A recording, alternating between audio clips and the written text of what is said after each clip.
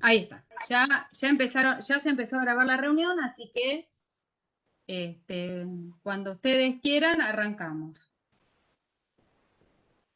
¿Sí? ¿Podríamos empezar con lo que es equilibrio químico y después el resto del tiempo con las consultas que tenemos? Perfecto, hacemos así. Gracias. Sí, perfecto.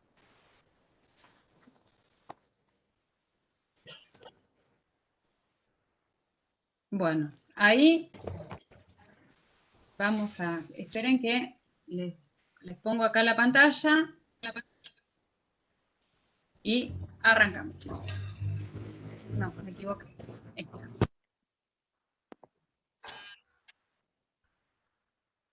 Bueno, ahora sí.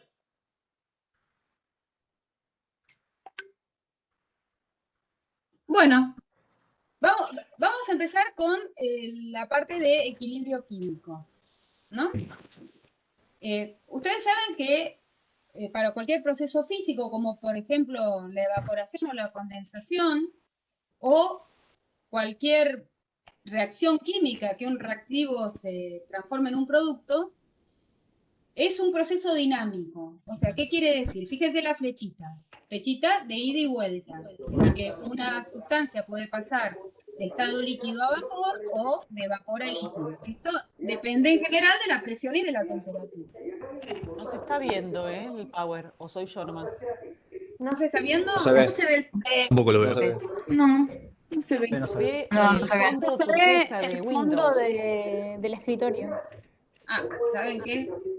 Esperen un cachito, entonces voy a tener que hacer al revés. Lo que no quería hacer, lo voy a tener que hacer.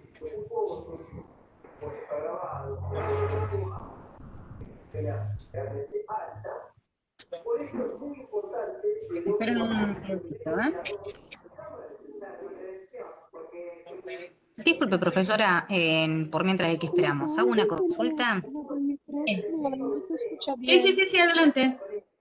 En la clase anterior del miércoles pasado, ¿fue grabada? ¿Se va a subir a algún lado?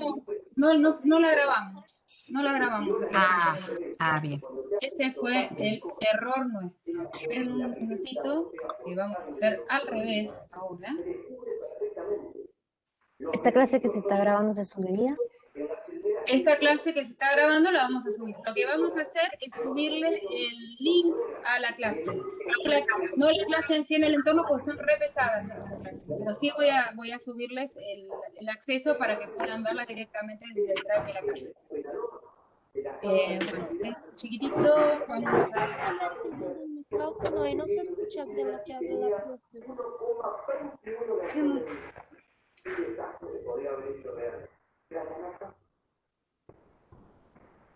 Compartir la otra pantalla.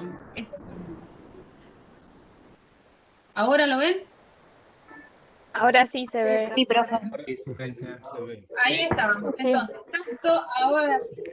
Tanto el equilibrio físico como el equilibrio químico es un proceso dinámico que los reactivos pueden interconvertirse en producto o una fase líquida en vapor, y bueno, es un proceso que es de ida y vuelta. Fíjense acá las flechitas que van para un lado y para otro. ¿Cómo pasan de un lado a otro? Ahora vamos a hablar del equilibrio químico, que es lo que nos interesa a nosotros, que es lo que ocurre en una célula, ¿no? Cuando esta reacción está en equilibrio, es cuando las velocidades de las reacciones directas, que en este caso sería la flechita esta de izquierda a derecha, digamos, la reacción directa del reactivo que va al producto, y la reacción inversa son diferentes. No sé quién, hay alguien que tiene el micrófono activado y hay un ruido de fondo, no sé quién es. Fíjense si pueden silenciarse porque hay como un ruido de fondo medio extraño. Sí, no sé, hay una opción en Webex que puede silenciar a todos. Pero será que no lo encuentro ahora.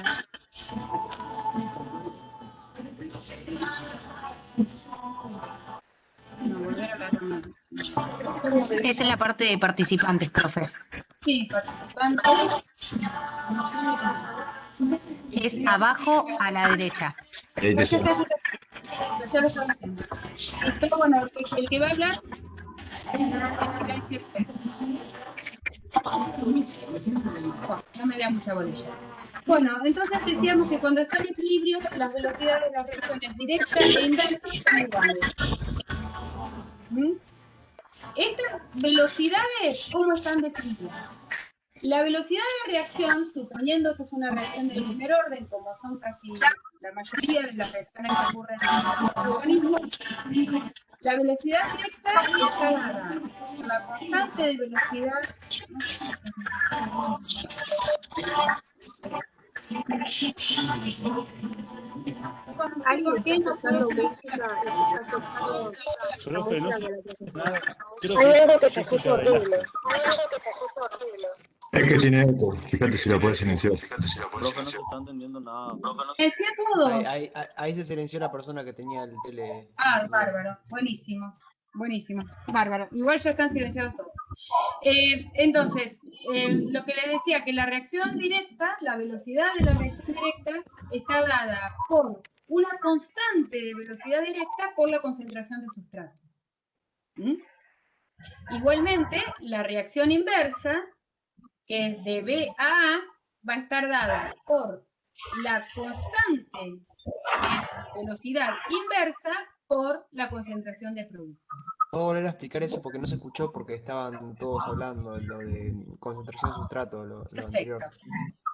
Suponiendo que sea una reacción de primer orden, la velocidad de reacción va a ser directamente proporcional a la concentración del sustrato, o sea, porque es la reacción que va de A a B.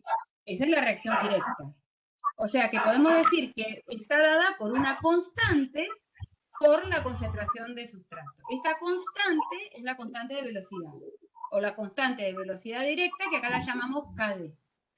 Lo mismo pasa con la reacción inversa. Va a estar definida, va a ser directamente proporcional a la concentración de producto, porque es la reacción inversa, el sustrato de la reacción inversa sería el producto, ¿no? La reacción al revés, es esta flechita que va hacia la izquierda. Va a estar dada por una constante de velocidad inversa por la concentración de producto. Entonces, en este ejemplo que nosotros tenemos acá, una sustancia que es el tetróxido de nitrógeno, que en este caso es sólido, que se transforma en dióxido de nitrógeno, que es un gas. ¿Alguien me preguntaba algo? Ah, no, soy yo que estoy... y va a llegar un momento que estas dos sustancias, tanto el sólido como el gas, van a estar en equilibrio, entonces va a transformarse el tetróxido de nitrógeno en dióxido de nitrógeno, y el dióxido de nitrógeno va a volver a transformarse en tetróxido de nitrógeno. Esto, si lo vemos en concentración, en función del tiempo, vamos a ver que a tiempo cero vamos a tener un 100% de sustrato y un 0% de producto. Cuando la reacción está en esta zona, o sea que está llevándose a cabo, vamos a ver que baja la concentración de sustrato, se incrementa la de producto y llegan a... disculpen, lo de la solicitud de anotación, chicos, esto es comentario al margen. No se los estoy aceptando porque si yo les acepto los comentarios de anotación, no puedo manejar el PowerPoint. Me lo está diciendo acá en el cartelito. Y bueno, y les decía acá, fíjense cómo va aumentando la concentración de producto. Hasta que llega un momento en que la concentración de sustrato permanece constante y la de producto también. En este momento es donde decimos que se encuentra en un equilibrio. No quiere decir que se deje de transformar el sustrato en producto o el producto en sustrato, sino que la velocidad de transformación de uno en otro son iguales. Por lo tanto, las concentraciones se van a mantener constantes. Ahora, si yo veo las velocidades, vamos a ver que vamos a tener una velocidad de la reacción directa, una velocidad de la reacción inversa, y en el equilibrio, que es en esta zona verde, donde el producto y el sustrato se mantienen constantes, en concentración constante, también las velocidades van a ser iguales. Esa es la definición del equilibrio. ¿Sí? Equilibrio químico. Nosotros, en nuestro organismo, hay muy pocas reacciones que se encuentran en equilibrio. En general, se encuentran alejadas del equilibrio.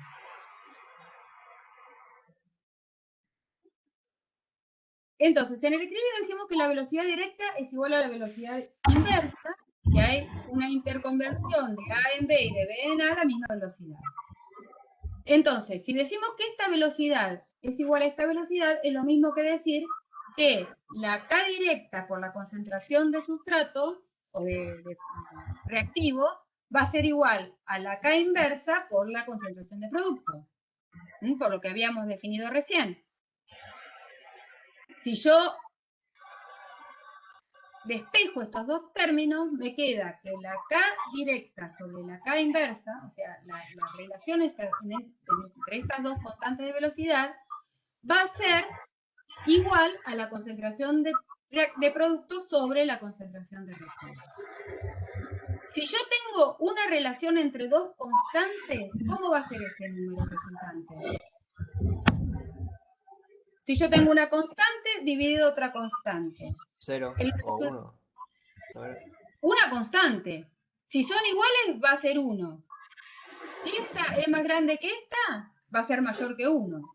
Si la I es mayor que la D, va a ser menor que 1. Pero siempre va a ser una constante. ¿Sí?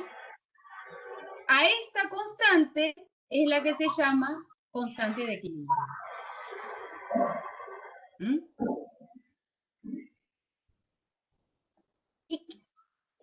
Entonces, la constante de equilibrio es igual a la concentración de productos dividido la concentración de reactivos en el equilibrio.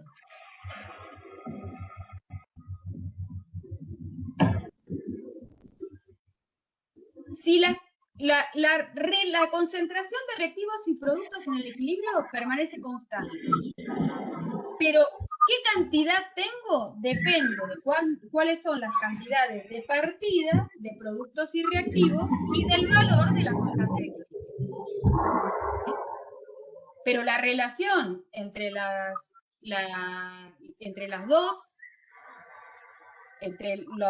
concentración de productos y la concentración de reactivos en el equilibrio siempre te va a permanecer constante.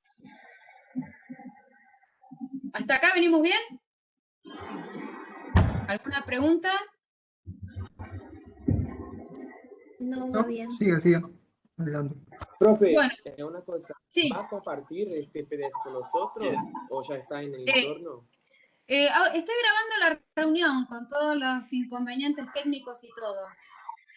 Después le comparto en el mismo link donde dice consulta, le pongo el enlace hacia el video. Y el PDF, si lo quieren, también se lo puedo subir al entorno. Sí, por favor, el PDF está bueno. Por favor. Bueno, bárbaro, se lo subo después.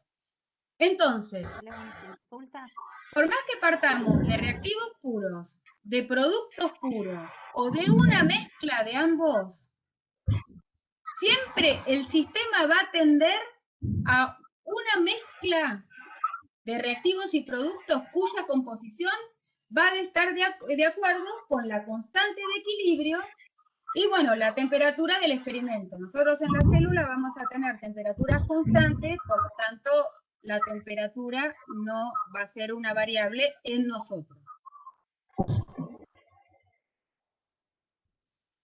¿Qué significado tiene el valor numérico de la K de equilibrio? Te va a indicar en qué extensión los reactivos se convierten en productos. Y te da una idea de cuál va a ser la composición relativa entre reactivos y productos en ese sistema que nosotros tenemos en el equilibrio. Por ejemplo, volvamos a la misma, ¿no?, de siempre. Hay A que se transforma en B, nuestra reacción. En este caso, fíjense, cuando se completa la reacción, acá tenemos un gráfico de concentración de reactivos y productos en función del tiempo. Cuando se completa la reacción, vamos a ver que tenemos que se consumió todo el reactivo y como los productos aumentaron su concentración. O sea, hubo una transformación casi total de reactivos en productos. En este caso vamos a tener, fíjense, B, que es el rojo, va a ser muchísimo más grande que A. En este caso, la K de equilibrio va a ser mucho mayor que 1. ¿Mm? Y en general la vamos a tener expresada como potencia de 10 a la positiva. 10 a la 2, 10 a la 5, 10 a la 7. ¿Mm? Fíjense en este otro caso. La concentración de sustrato baja hacia un determinado punto y la de productos aumenta hacia un determinado punto. Fíjense que esta reacción no se llevó a compleción, no llegó a completarse. El total de los reactivos se transformaron en productos. En este caso, fíjense que las concentraciones de reactivos y productos en el equilibrio son prácticamente iguales. En este caso, la K de equilibrio va a ser más o menos 1. ¿Mm? Y en el otro caso, que tenemos que bueno, esta todavía no ha llegado. Fíjense que hay muy poca transformación de sustrato en producto. Vamos a tener muchísima más concentración de sustrato, o sea que va a aumentar el denominador y baja el... al revés. Bueno, va a aumentar.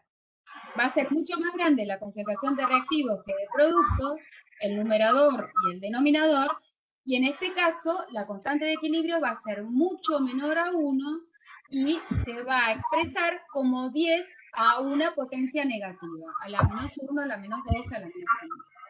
¿Sí? Ese es el significado del valor numérico de la K de equilibrio. Pero en todas hay una constante de equilibrio, solamente que por En ejemplo todas hay una constante de equilibrio.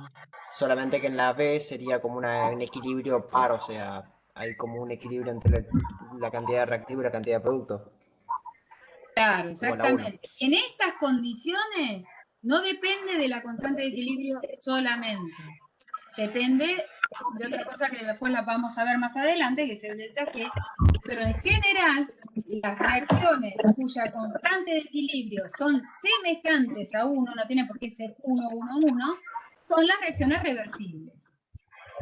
La que dependiendo de las condiciones se puede desplazar para un lado o para el otro. A esta reacción, que el 99% del sustrato se transformó en producto, es muy difícil que la pueda dar vuelta. A esta reacción es más fácil que pueda ser revertida para el otro lado. ¿Y cómo? ¿Cómo puede ser? ¿Cómo podemos desplazar al equilibrio? Por ejemplo, en una vía metabólica, si yo disminuyo la concentración de producto, le voy sacando producto al sistema, voy a desplazar la reacción desde los reactivos hacia los productos. ¿Por qué? Porque yo le voy a bajar la concentración de producto. Porque este producto va a ser consumido, por ejemplo, en un paso metabólico posterior, cuyo producto es el reactivo de otra enzima, de otra reacción que sigue más adelante. ¿Sí? ¿Qué pasa si yo tengo eliminación de un reactivo? Y bueno, voy a tener el desplazamiento al revés. el producto va a estar desplazado hacia la formación del reactivo, que es el que se le va a ir sacando la concentración. ¿Entendieron eso? ¿Entendieron O cómo? sea, mientras disminuye la concentración del producto, o sea, más reactivo se va a ir transformando en producto. Mientras eliminamos la cantidad de reactivo, más producto se va a revertir a... Al reactivo, claro. Para mantener constantes esas concentraciones que decíamos en el equilibrio. O sea, siempre van a querer buscar el equilibrio. Si tenemos poco producto, los reactivos van a querer hacer más producto, y si tenemos muy pocos reactivos, el producto va a convertirse en reactivos para igualarse, ¿o no? Claro, eso Ok. va a ser, no se igualan las concentraciones, lo que se igualan son las velocidades. Ok. Las velocidades de transformación entre uno y otro. Claro, lo que es constante es la relación de concentración reactivo-producto en el equilibrio. Y siempre las reacciones van a tender a buscar el equilibrio.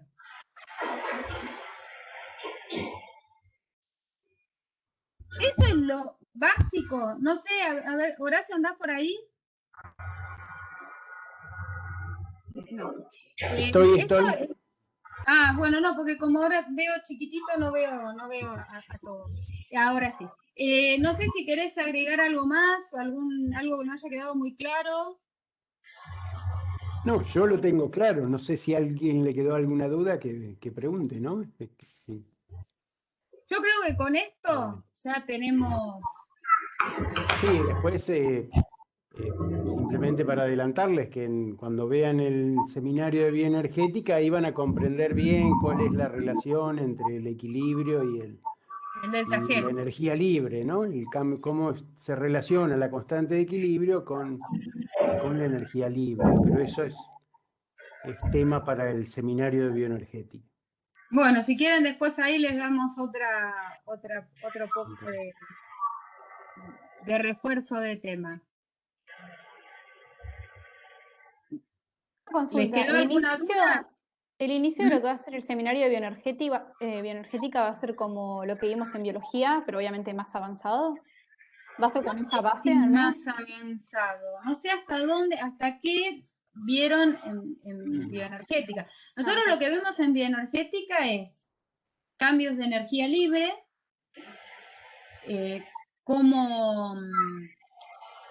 por qué enlaces de alta energía, por qué son enlaces de alta energía, transferencias de grupo fosfato, de qué depende la reversibilidad de una reacción, que en este caso depende del delta G, de qué depende el delta G, que depende del delta G0, que te da la misma información que la constante de equilibrio, y de la relación entre sustratos y productos. Y después vemos también cómo no sé si ustedes lo vieron todo eso en biología, ¿lo vieron? Sí, en el trabajo práctico número 4 está, yo por eso estuve releyendo el trabajo práctico número 4, que es el que tiene todo eso de enzimas, del delta G, del delta E. Bien. Bueno, el delta E también para la cadena de transporte de electrones, como una diferencia de potencial se traduce en una energía libre. Eso también. Eso lo hemos visto.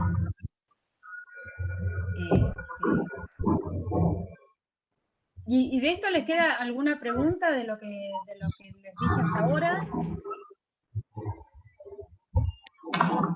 Es cortito. Creo que se entendió, sí, creo que se entendió. Bueno, es corto, si después necesitan profundizar en alguna otra cosa, me dicen. Esto simplemente como para que vean, para que entiendan, primero, de qué depende la velocidad de una reacción.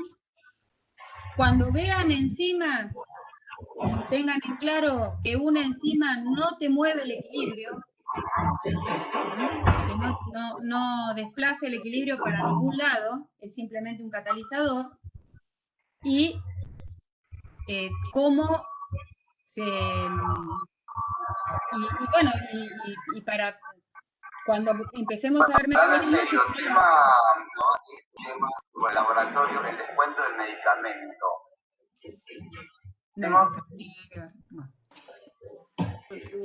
Si pueden entrar al entorno de ciencias exactas, ahí hay unos videos de los que los profesores hicieron que están muy buenos. Para contarles, pero a la vez no es para explicar de nada todavía.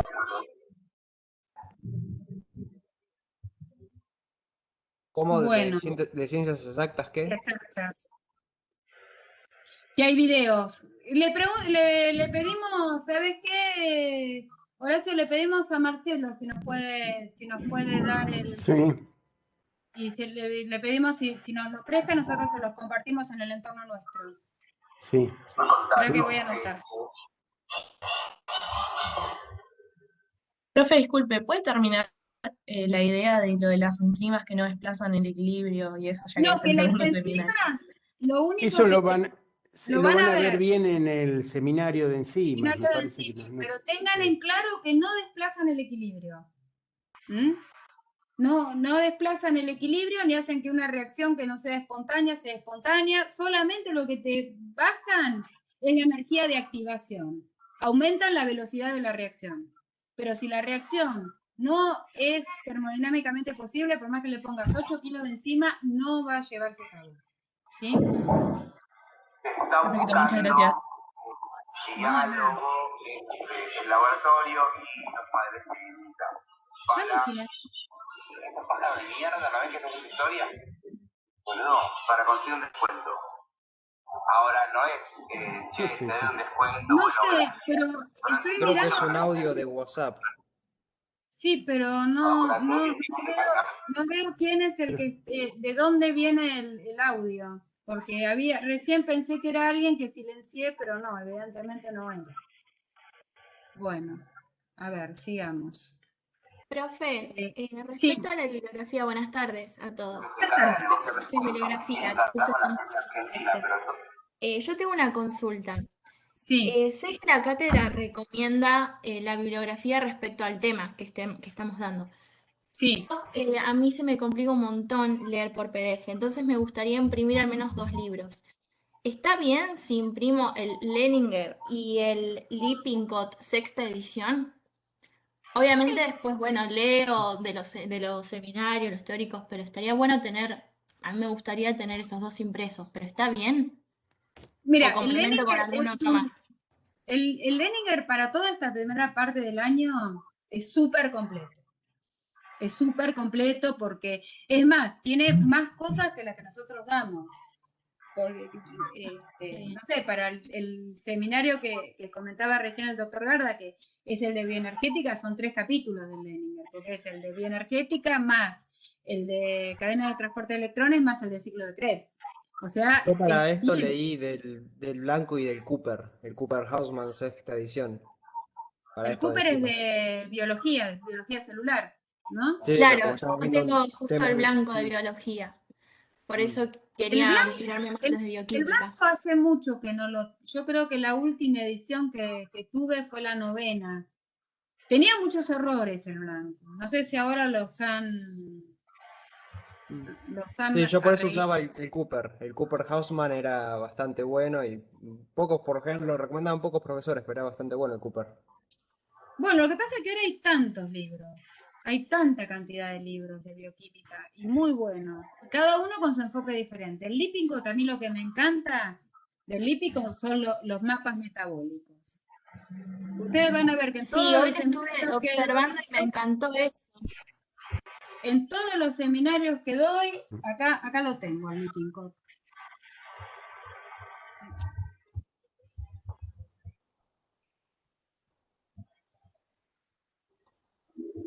Es este.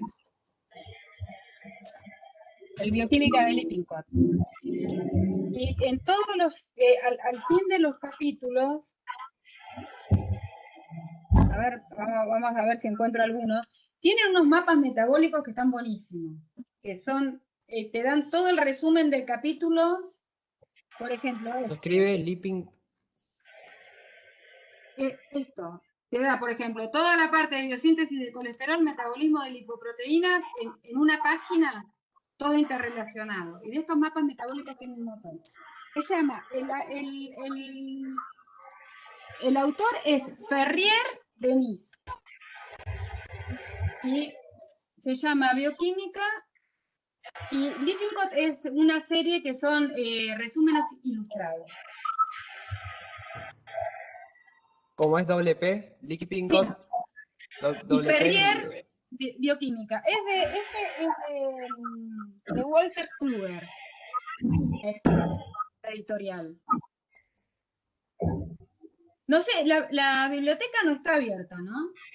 Porque habían no está. comprado algunos. Virtual está Con abierta. respecto a eso, yo hoy estuve buscando toda la mañana el Limping Code y me costó un montón encontrarlo porque no estaba en ninguno de los links que habían pasado las agrupaciones y eso, pero lo conseguí. Así que si alguno lo necesita, ahora dejo mi número de teléfono ahí y me manda y se lo mando, porque se puede mandar por WhatsApp.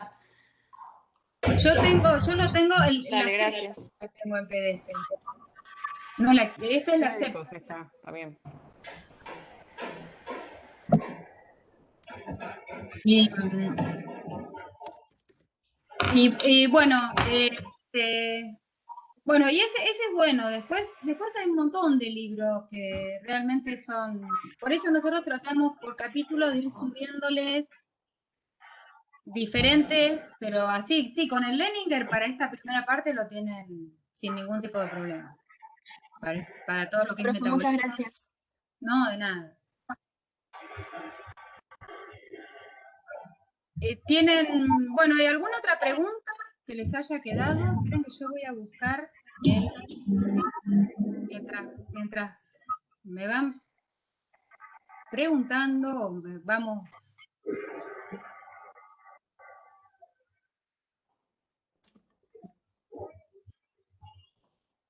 Hola, yo tengo una duda, pero del TP introductorio. Sí. Entiendo que si un compuesto químico tiene poder reductor, también puede hacer mutarrotación, ¿verdad? Sí. Pero no entiendo la diferencia entre óxidos y osas.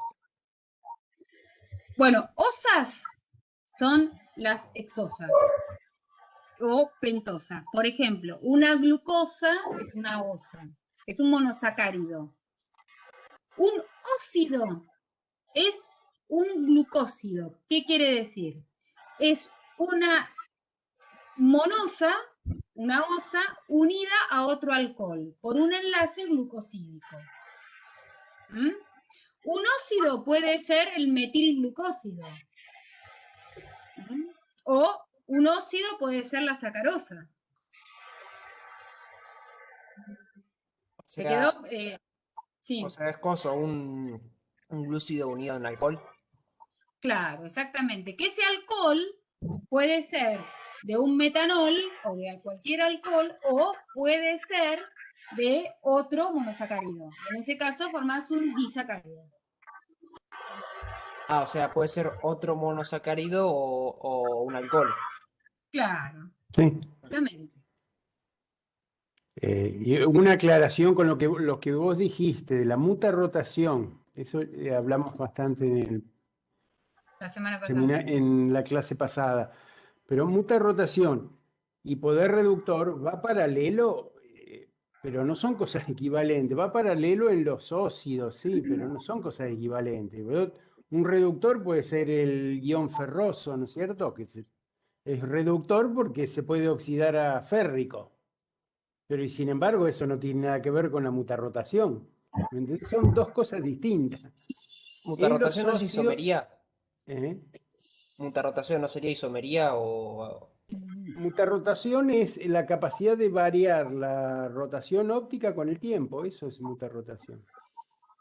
Una sustancia presenta mutarrotación cuando vos la disolvés en agua y hasta alcanzar el equilibrio es porque una configuración se va convirtiendo en otra. Vos partís de la forma cristalina que tiene una configuración. Por ejemplo, la alfa de glucosa, que tiene la configuración alfa. Con el tiempo se va convirtiendo en beta, porque puede pasar a la forma abierta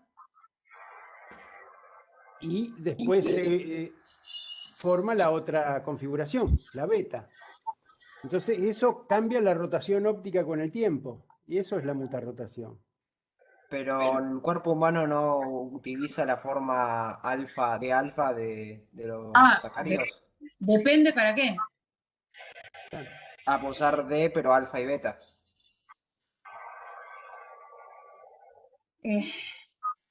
Lo que pasa es que cuando vos tenés D-glucosa, vos vas a tener un equilibrio entre la configuración alfa y la configuración beta. Solamente va a quedar fijada en alfa o en beta cuando forme un glicósido, ¿no? Por ejemplo, cuando Acá forma lo un tenés. glucósido, cuando forma la sacarosa o cuando forma un glicósido. Cuando vos tenés, esto está en equilibrio, cuando vos estás en solución, tenés un equilibrio entre la forma alfa, la forma abierta y la forma beta. Recién se va a bloquear la forma alfa o la beta cuando forme un glicósido, por ejemplo, cuando se une con un alcohol o con otro monosacárido.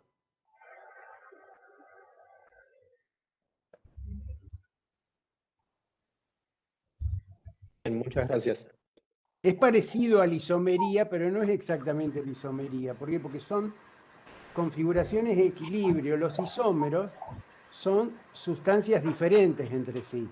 Es un isómero u otro isómero, que no se puede convertir simplemente no están en equilibrio uno con el otro, ¿sí? En este caso, la configuración alfa o configuración beta no podemos decir que son isómeros porque no son sustancias distintas. Son dos configuraciones de una misma sustancia que es la D-glucosa, en este caso. ¿Sí? ¿Ahí se entiende? Sí, solamente varía la posición del oxidrilo o del oxígeno. Claro, pero es un Entonces, equilibrio. la D-glucosa puede presentar la mutorrotación. Mutarrotación, ¿no? Sí, claro. Si vos partís del cristal de la configuración beta, lo pones en agua y ahí va a haber mutarrotación, va a cambiar la rotación óptica hasta que se alcance el equilibrio entre entre las dos configuraciones, alfa, beta y la forma abierta, que también está siempre en una pequeña proporción en el equilibrio. La que es responsable del poder reductor es la forma abierta, porque es la que tiene el grupo aldehído, que es el responsable del poder reductor. ¿Sí? Que se transforma a ácido. Que cuando Profe. se oxida a ácido glucónico, por ejemplo en este caso, reduce otras cosas. O sea que en teoría cuando está formando un disacárido ya no sería ni alfa ni beta, sino en este caso solo de glucosa. Lo que vi foi que a mutarrotação não passa com polissacáridos, pero que com disacáridos e oligosacáridos passa a mutarrotação. Puede pasar si no cuáles. están comprometidos en la unión los carbonos anoméricos, ¿no? Porque hay algunos disacáridos que son que no son reductores. La sacarosa no es reductora y tampoco va a tener mutarrotación. ¿Sí? Profesor, El poder reductor era cuando tenían el grupo oxidrilo libre, ¿no? O sea, cuando tiene comprometida ya sea la conformación alfa o beta, lo que pregunto es, creo que fue lo que entendí, si estoy mal, pues por eso pregunto. Sí, o sea, tenemos el alfa y el beta, pero cuando se compromete en una unión, el alfa o el beta es cuando es D nada más y no tipo alfa de glucosa. No sé si me hago entender. No te entendí la pregunta. ¿Vos entendiste, Marita? No, los que vamos a ver ahora, de ahora en más, todos los monosacáridos que vamos a ver de ahora en más pertenecen a la serie D. Dentro de eso, por ejemplo, de la D-glucosa, podemos tener la D-glucosa en forma alfa o la D-glucosa en forma beta, siempre en su forma piranosa, digamos, ¿no? En ese anillo de 6 puntas, 5 carbonos y un oxígeno. Se pueden transformar de alfa beta, pero no de D a L. No sé si eso es lo que quería decir. Creo que ella pregunta que cuando vos haces un enlace con el carbono que es alfa o es beta, si se pierde su alfa o beta, pero en realidad es que queda en el queda enlace. clavado. O sea, No, sería queda alfa fijado. 1, beta 2, por ejemplo. Queda Claro, bloqueado, No es que bloqueado en desaparece. beta o bloqueado en alfa, claro. Claro, queda en el enlace. Sí. claro, por eso que, por ejemplo, el glucógeno son todas uniones alfa. ¿Por qué? Porque la enzima de la forma alfa y beta, que son interconvertibles, reconoce la alfa y hace el enlace glucosídico con la glucosa en forma alfa. Entonces ahí ya quedó alfa. Por más que en la naturaleza, si yo tengo glucosa en solución, voy a tener un 66% en forma beta, y en el glucógeno voy a tener un 100% en forma alfa, porque están todos clavados en forma alfa. Professora, o que passa também é que a multirotação tarda horas. Então, se eu como alguma fonte de glucosa, então a glucosa não se passa horas em meu corpo, assim que é metabolizada, aí a ação da insulina para transformar a glucosa em... Pará, no, la multirotación no tarda horas, es un proceso dinámico. Não. Lo que vi acá, hay um livro dizendo que a multirotação em soluções neutrales pode variar um transcurso de várias horas, pero que se acelera em presença de ácidos e bases. Foi lo que vi em livro. Acá. Sí, no sé. Igualmente nosotros tenemos el pH muy controlado dentro de la célula, así que no vas a tener grandes por eso. fluctuaciones de pH. Por más que vos puedas acelerarlo con ácidos y bases, no va a pasar en una célula. Puede pasar en un tubo de ensayo, pero no en una célula. Y no sabía que era tan lento el proceso de multirotación. Sim. Y dependerá de qué monosacárido también es, y depende... No, estaba hablando de la glucosa. Pero ¿y cuál es el Porque acordate de la... No, era del invertase, es otro el experimento clásico que tenía de la glucosa cristalizada, iba variando la luz polarizada, no eran horas, eran en el transcurso de minutos. Lo que pasa es que para ver la mutarrotación vos tenés que partir, porque la glucosa que se forma en el organismo va a estar siempre en la que está libre circulando, está en equilibrio entre las tres formas que veíamos recién, la configuración alfa, la configuración beta y la forma abierta. Ese equilibrio lo tenés siempre. Ahora, vos no podés, ahí no tenés mutarrotación tampoco, porque me parece que hay un concepto. La mutarrotación solamente la vas a poder ver en un equipo que vea la actividad rotatoria, y vos tenés que partir de la forma beta para que se transforme en alfa, o si partís de la forma alfa para transformarla en beta, pero eso en la célula no lo podés hacer. Digamos, tenés que partir del cristal. Si vos tenés la D-glucosa, que podés cristalizarla en la forma alfa o en la forma beta. Partís de una de esas formas cristalinas y ahí sí lo ponés en un equipo que te pide la rotación óptica y vas a ver que esa rotación va a ir variando con el tiempo. Pero si no, no lo vas a poder ver. Digamos, y no es un problema. Para nosotros es simplemente entender esto. Lo más importante de esto es entender por qué cuando se forma un glicósido queda bloqueada la forma alfa o la forma beta y ya no se puede hacer la forma abierta. Ustedes tienen que entender cuándo una forma cíclica puede abrirse o cuándo no puede abrirse. Eso es lo que tienen que tratar de visualizar viendo la fórmula. Y eso es lo que le tendría que quedar claro, ¿no? Entonces, dice, si esto se puede abrir, sí, va a ser reductor.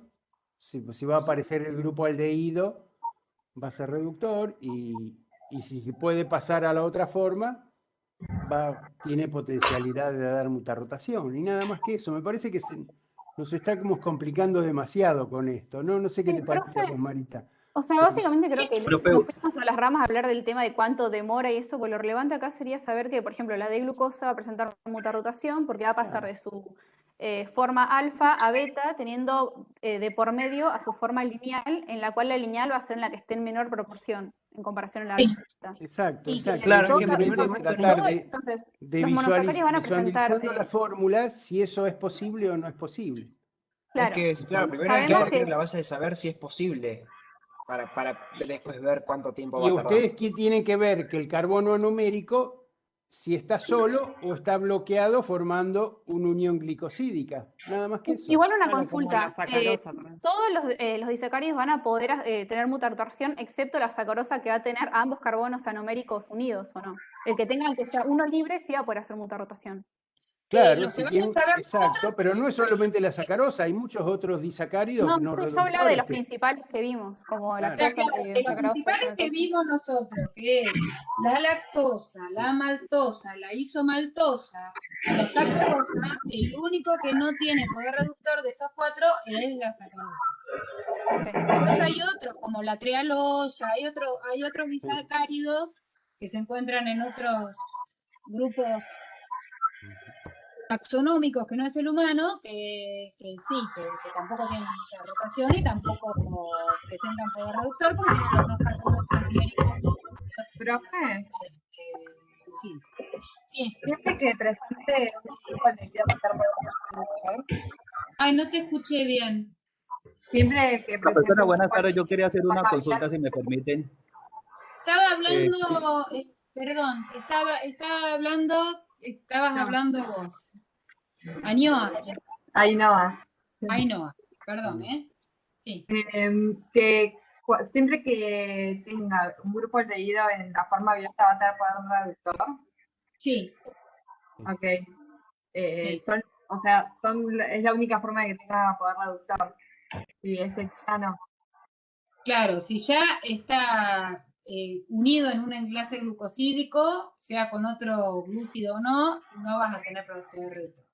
Ok, gracias. No, de nada. Perdón, no sé quién era que quería hacer una consulta. Yo, profesora, buenas tardes. Profe, una consulta, si me permiten, con respecto a al TP de conocimientos previos, a la guía de conocimientos previos, no comprendí mucho sobre la intoxicación de la D-glucosa y lo del grupo funcional. Si me pueden aclarar un poco. Muchas gracias. Espera un cachito que lo abro. Espera un cachito que abro la...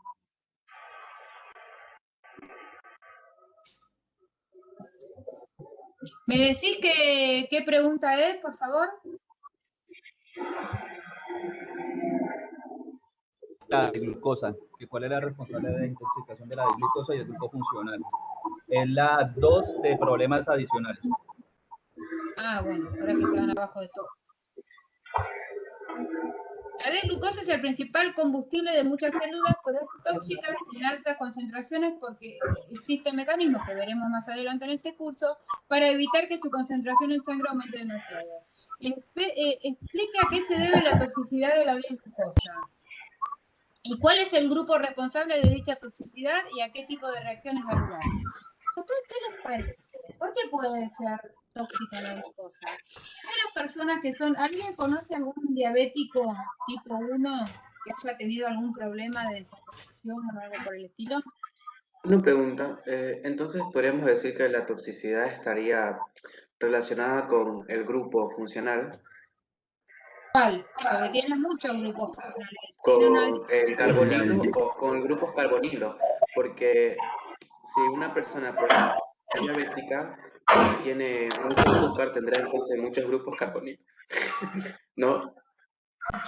Sí, el grupo aldehído es el responsable, claro, es el que puede dar muchas reacciones de glicosilación, por ejemplo. Glicosilación de proteínas, muchas proteínas pueden unir a esa glucosa a través de ese grupo cuando está en altas concentraciones. Y eso genera problemas. Eso es...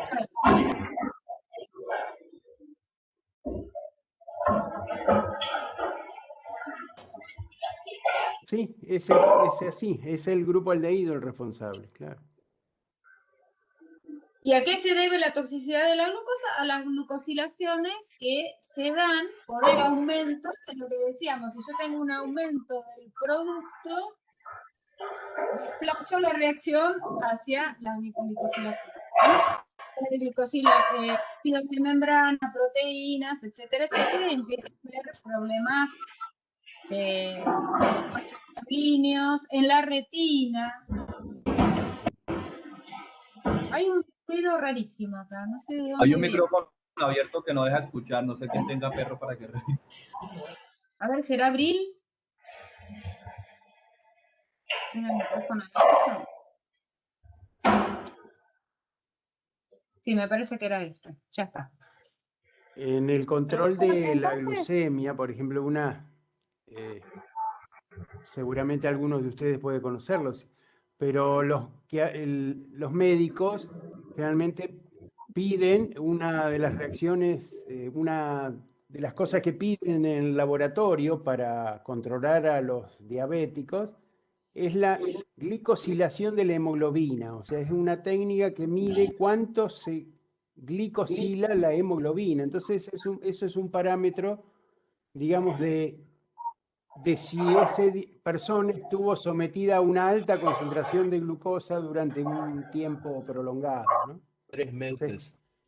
Y eso se debe a esta reacción adversa que genera la glucosa, de unirse a proteínas, ¿no? En este caso sirve como un método diagnóstico, pero eso lo vamos a ver después.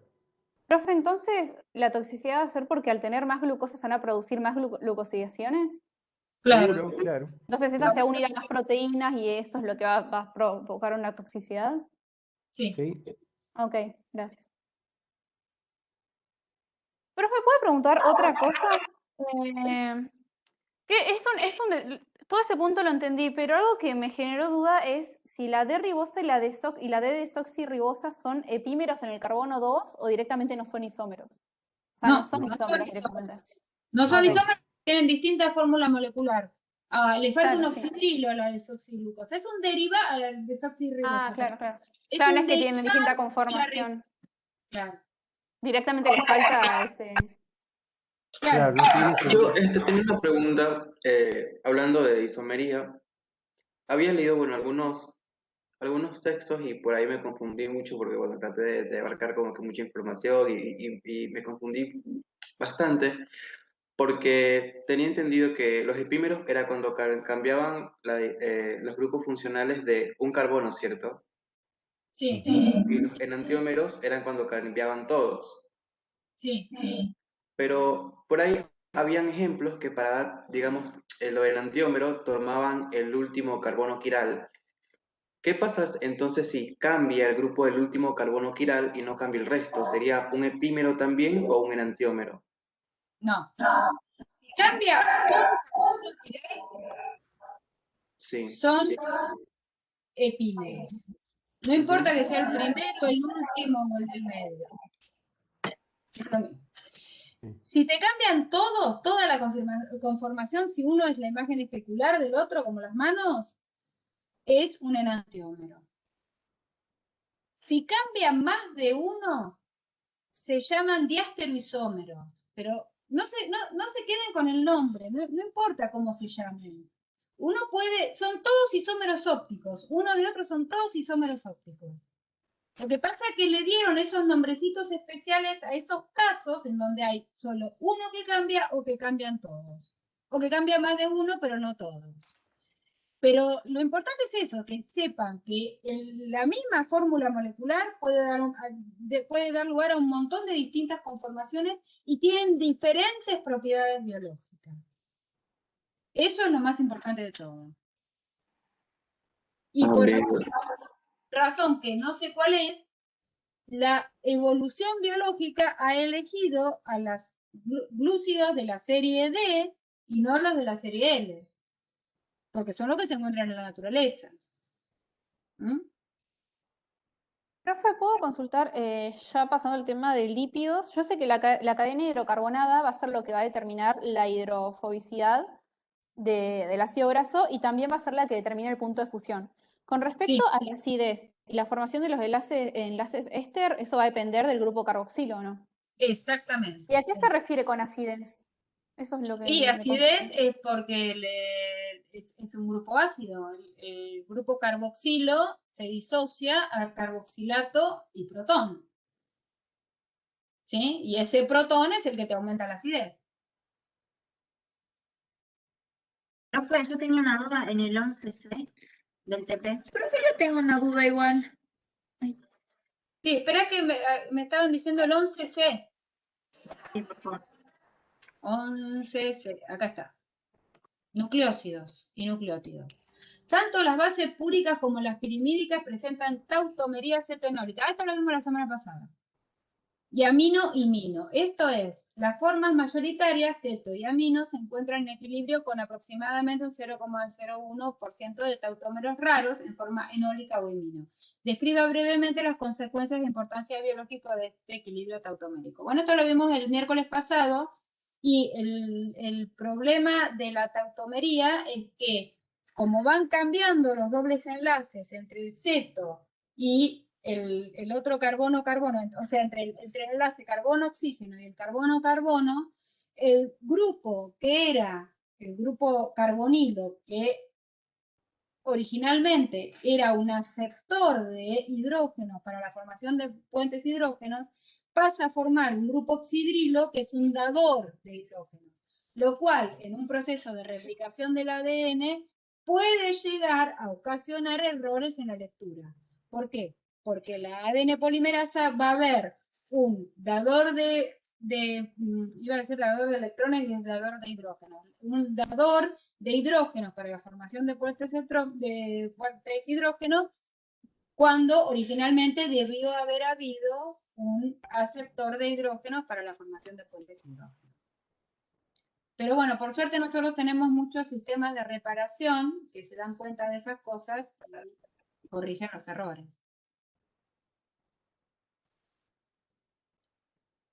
Esto ya de nada. Profe, esto usted ya lo había mencionado en la clase anterior, pero quería repasar si era así correcto. En el punto 22, que sería la parte de lípidos, que habla de las reacciones de un ácido graso con algo más, que dice la A, con una base fuerte se produciría la saponificación, ¿no? Sí. Con una amina sería una amida, Sí. perdón, con un alcohol serían ésteres y con un tiol sería un tioéster. Sí, exactamente. Buenísimo. Y otra cosa, cuando habla de la influencia del doble enlace, dependiendo si es un enlace cis o trans. Sí. Me confunde porque habíamos visto en biología como que el cis va a provocar un quiebre más notorio en la cadena que el trans.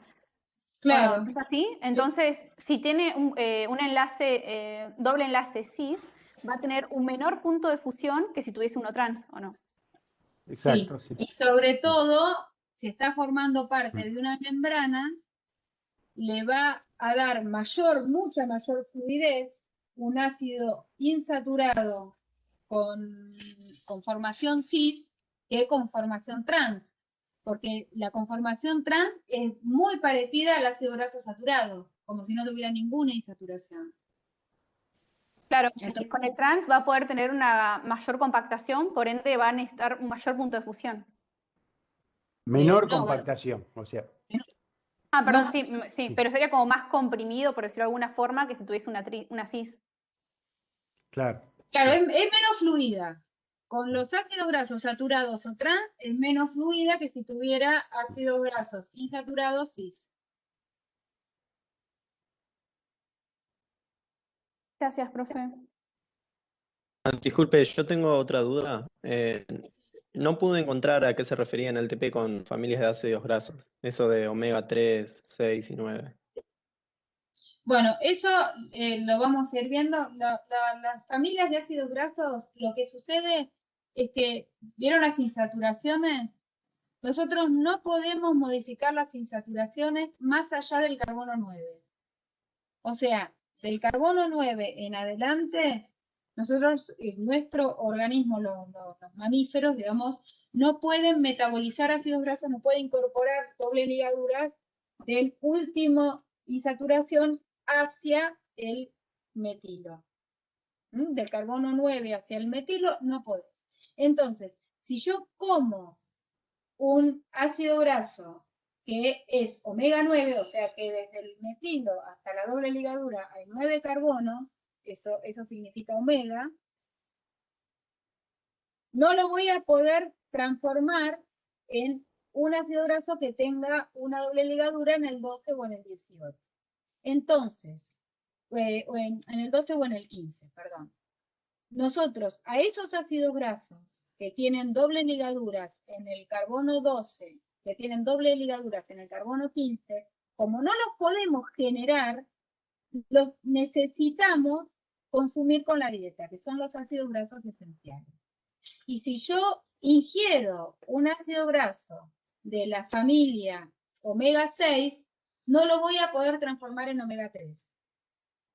Va a morir como omega 6 o como dióxido de carbono. O sea, nosotros necesitamos consumir ácidos grasos con doble ligadura en el carbono 12. Y 15, que son los que tienen carbono en el carbono 12, suponiendo que es un ácido graso de 18 carbonos, ¿no? Como siempre. El linoleico, que tiene una doble ligadura en el 9 y una en el 12, y el alfa-linolénico, que tiene una en el 18, una en el 12, una en el 9, una en el 12 y una en el 15. ¿Y cuál sería el que no, y cuál sería el que no podemos consumir, o sea, el que no podemos digerir, por decirlo así? No, digerir lo podemos digerir a todos. Es más, todos los ácidos grasos pueden terminar en dióxido de carbono y agua por el proceso de la metoxidación, que ustedes ya lo vieron un poquito en biología, lo vamos a ver con más detalle acá. No podemos modificar las insaturaciones. Perdón, yo por lo que Ya había lo- leído había entendido que el omega 6 y el 3 eran los que no podemos sintetizar y necesitamos sí o sí consumirlos por la dieta, que serían el ácido linoleico y el ácido alfa-linolénico. Sí. Y que el Sí, 9, lo mismo. el 9 lo podemos consumir, lo podemos ingerir por la dieta, pero el 9 también lo podemos sintetizar nosotros, ¿o no? Exactamente. Desde el 9... Sería el ácido oleico. Claro. Nosotros tenemos desaturasas que ponen dobles ligaduras en el carbono 9, en el carbono 6, en el carbono 5 y en el carbono 4. Esas son las desaturasas que tenemos nosotros. La del carbono 4 estuvo en controversia hasta que la clonaron hace unos pocos años. Del 9 en adelante no podemos poner dobles ligaduras. No tenemos la maquinaria enzimática necesaria como para incorporar dobles ligaduras entre el carbono 9 y el metilo. Entonces, ¿quiénes la tienen? Microorganismos, plantas, aceites vegetales son muy importantes para la síntesis de esos ácidos grasos esenciales. Hola, Esto de las ¿se me escucha? familias omega, profe, lo sería vamos esencial los omega 3 y 6. ¿Será que estaba hablando? ¿Quién estaba hablando? Yo. Sí. No, 79.603 estaba hablando. Sí. Con respecto a este tema de las familias omega y los ácidos grasos, ¿esto lo vamos a retomar o de dónde lo podemos Sí, lo vamos a retomar cuando veamos los sistemas de saturación de ácidos grasos. Ah, buenísimo. Gracias. Sí, justo iba a decir eso, que si quería más información, Mateo, en el Leninger séptima edición, página 361, hay justo toda una página explicando desde el principio qué son las familias de ácidos grasos poliinsaturados. Andrés, ¿me repetís la página? 361. 361. Claro, Leninger séptima edición, sí. Gracias. Dice, convención clave, la familia de ácidos grasos poliinsaturados. A ver, acá la tengo. Sí, muchas gracias. A Leninger sí. Claro. Perfecto. Ahí hay toda una página explicando qué son y nada, tiene unos buenos esquemas. Dijiste es página 161. 361, sí. Ok, muchas gracias. Sí, capítulo 10. Gracias. Sí, convención clave, ácidos grasos poliinsaturados, PUFA, con un doble enlace entre el tercer y el cuarto carbono. Claro, exactamente. Nada, Sí. ahí me quedó claro cuando lo leí ahí.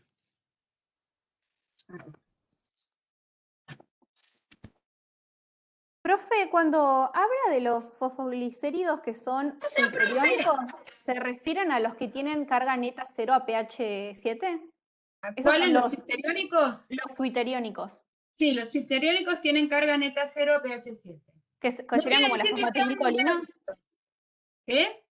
¿Como la fosfatidilcolina? Como la fosfatidilcolina, como la fosfatidiletoanolamina. Y después hay otros que son... fosfolípidos. No, que son aniónicos, como el fosfatidilglicerol, como la fosfatidilcerina, porque tienen la carga negativa del fosfato, pero no tienen una carga positiva que la compense. En cambio, la fosfatidilcolina y la fosfatidiletoanolamina tienen una carga positiva que compensan a la negativa del fosfato. Y cuando habla de, hay un punto que pregunta ¿cuántos tipos de triacilgliceroles pueden formarse a partir de glicerol, ácido palmítico y ácido oleico? Bien. Las posibles que se pueden formar sería uno que sea solo ácido palmítico, otro de solo de ácido oleico y otros dos más en las que sean dos de ácido palmítico o dos de ácido oleico, ¿no? Ah, depende de cómo, porque también le podés variar en las posiciones, porque no es lo mismo el 1 palmitoil, 2 ioil, y, o sea, los que tienen 2 y 1 pueden estar en el 1 y en el 2, o en el 1 y en el 3, y en el otro pueden estar en el 1 y en el 2, o en el 1 y en el 3. Entonces, ¿cuántas posibles formaciones podría haber entonces, de un triacilglicérido? Solo teniendo estos dos ácidos grasos. Combinatoria, a ver, veamos. Una, los 3 palmíticos, otra, los 3 oleicos. De los 2 palmíticos y un oleico, podés tener el palmítico en 1,2 o el palmítico en 1,3. De los 2 oleicos y un palmítico, podés tener el oleico en 1,2 o el oleico en 1,3. ¿Por qué no te digo el oleico en 2,3? Porque sería lo mismo que en el 1,2. Sí. O sea, serían 6 diferentes triacilglicéridos que podés tener. Gracias, profe. ¿Puedes repetir cuáles eran los fosfoglicerídeos suiteriónicos y cuáles aniónicos? Y los suiteriónicos son aquellos, vos pensás, el ácido fosfatídico es un ácido, tiene una carga negativa. ¿Por qué? Porque tiene un glicerol fosfato, el fosfato tiene una carga negativa, con 2 ácidos grasos. Ese es el ácido fosfatídico. Entonces, si vos dices fosfatídico con un grupo de cabeza polar que tenga una carga positiva, es decir, una molécula que tiene una carga negativa, una carga positiva, que a un cierto pH, que en este caso va a ser a un pH fisiológico, van a estar compensadas. O sea, no es que no va a estar cargado, sí va a estar cargado, va a tener una carga positiva y una carga negativa, pero no van a tener carga neta. La carga neta va a ser cercana a 0, dependiendo del pH. Chicos, igual hay un cuadrito en las diapositivas que subieron donde están todos.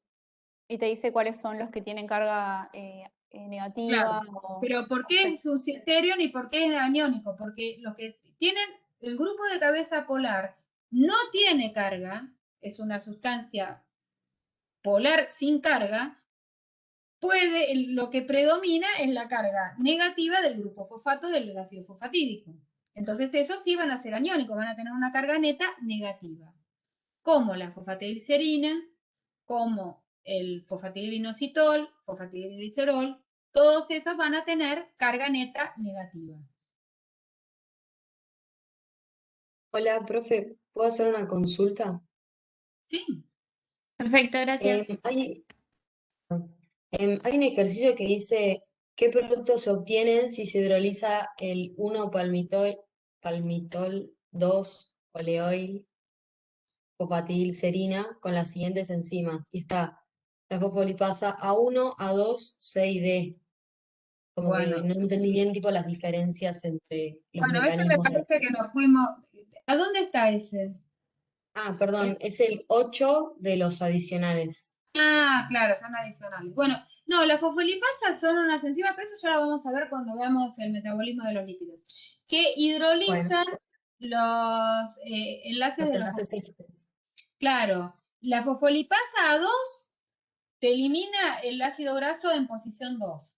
O sea que el 1-palmitoil, 2-oleoil, fosfatidilcerina, si vos la atacás con fosfolipasa A1, te va a quedar el 2-oleoil fosfatidilcerina. ¿Por qué? Lisofosfatidilcerina. Porque te va a quedar un lisofosfolípido, porque le sacaste un ácido graso. Si lo atacás con fosfolipasa A2, te va a quedar el 1-palmitoil lisofosfatidilcerina. Profe, yo tengo una pregunta sobre los ácidos grasos. Aguantame un poquitito, termino con esta. Con la fosfolipasa C, que te hidroliza el enlace entre el fosfato y el glicerol, te va a quedar fosfoserina y 1-palmitoil, 2-oleoil, glicerol, diacilglicerol. Y con la fosfolipasa D, que te hidroliza entre la serina y el fosfato, te va a quedar serina y ácido fosfatídico. Sí, perdón, ¿qué me preguntabas? Yo tenía una duda sobre los ácidos grasos. O sea, los ácidos grasos esenciales para los mamíferos serían el omega 3 y 6. Claro, uno de la serie omega 3 que nosotros como después eso sí pueden ser transformados en el organismo, tomamos el primero de la serie, que es el ácido linoleico para la serie omega 6 y el ácido linolénico o alfa-linolénico para la serie omega 3. Esos son los esenciales. Y otra pregunta. O sea, ¿la influencia del doble enlace sobre el punto de fusión de un ácido graso es independiente de su configuración geométrica? ¿Cómo? Perdón. No te entendí bien la pregunta. Que si la influencia del doble enlace sobre el punto de fusión del ácido graso es independiente de su configuración geométrica o no. No, no es independiente. Si es cis, tiene un punto de fusión muchísimo más, digamos, a temperatura más baja, mucho más bajo que si fuera trans. Ya, bueno, muchas gracias. Un ácido graso trans, no sé, con 2 ligaduras, un ácido que tiene 2 dobles ligaduras trans de 18 carbonos a temperatura ambiente te va a ser sólido. Un ácido linoleico que tiene 2 dobles ligaduras cis a menos 20 grados todavía es líquido.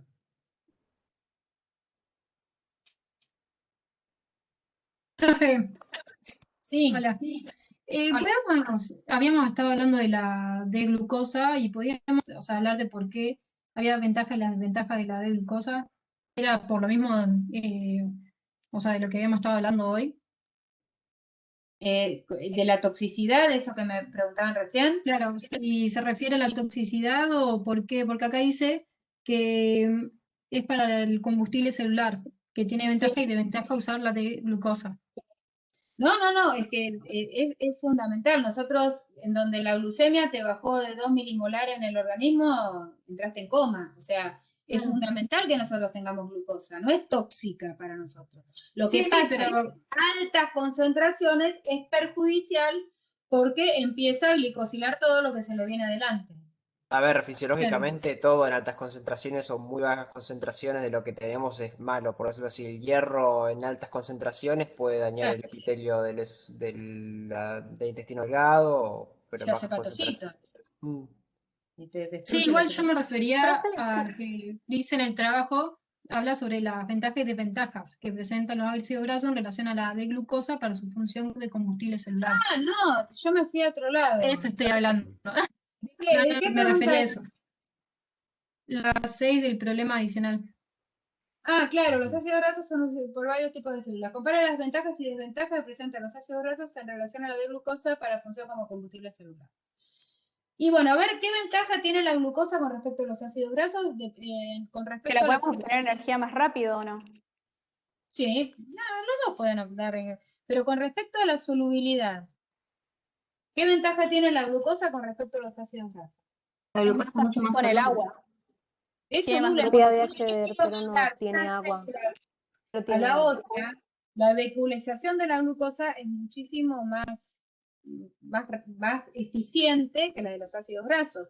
Es más, la concentración molar que nosotros tenemos de glucosa en el plasma es mucho mayor que los ácidos grasos. ¿Por qué? Porque los ácidos grasos, al tener una cola hidrofóbica larga y un grupo polar, el grupo carboxilo, que es muy polar, si están en contacto con las membranas, tienen efecto detergente. O sea, nosotros no podemos tener ácidos grasos libres en el plasma, porque se van a pegotear a las membranas de los endotelios de los capilares y ahí van a llamar lo que a producir lo que se llama la lipotoxicidad. No, aparte de la glucosa simple, monosacárido, sí es soluble en agua, por eso se encuentra. Y aparte los ácidos grasos tienen una función más de almacenamiento de energía, porque van a estar formando triglicéridos. ¿Por qué?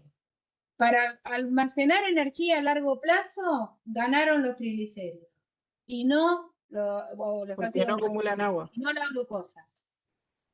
Están más concentrados. ¿Más concentrados por qué? porque necesitan menos agua para su empaquetamiento.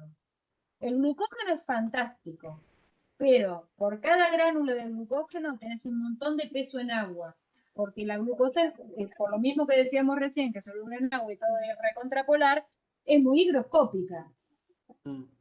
Entonces, gran parte del volumen del almacenamiento de glucógeno se la lleva el agua. Eso por un lado. Claro, Por ahí otro estaría lado, perdón. así terminamos con esto. ¿Cómo es el estado de oxidación de un ácido graso y de la glucosa? De los carbonos de un ácido graso y de los carbonos de la glucosa. O de cualquier Los ácidos monosacárido. grasos están más reducidos. Exactamente.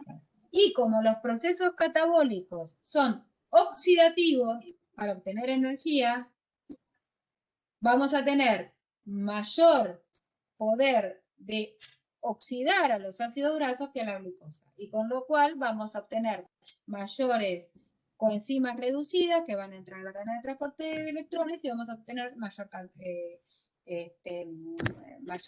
producción de ATP, mayor rendimiento energético. Con lo cual es lo mismo que uno dice, ¿no? Por cada gramo de hidratos de carbono consumido son 4 kilocalorías y por cada gramo de triglicéridos consumidos 9 kilocalorías. Fíjense que el rendimiento energético de un triglicérido es más del doble que el de un hidrato de carbono. Sí, aparte, en una parte del blanco, hablando de vuelta del blanco, que explicaban el caso de un gorrión que decían que tenía que volar en una migración muy larga y nos explicaban mediante ese ejemplo por qué los triglicéridos ganaban a cualquier otra forma de energía, porque puede almacenar hasta el doble de energía que las proteínas o que los ácidos grasos. Y aparte tienen una doble función en ese caso, igual que los colibríes que migran o los camellos que ven en el desierto. No solamente le dan energía, sino que también le proveen de agua. Porque la beta oxidación y después el pasaje por la cadena de transporte de electrones genera agua y le proveen de agua a los bichitos que están volando durante un montón de kilómetros. ¿Cómo dijo beta oxidación? Sí, eso lo vieron en biología, ¿no? La beta-oxidación, sí. Por Sí, lo pero menos. igual no me acuerdo de todo.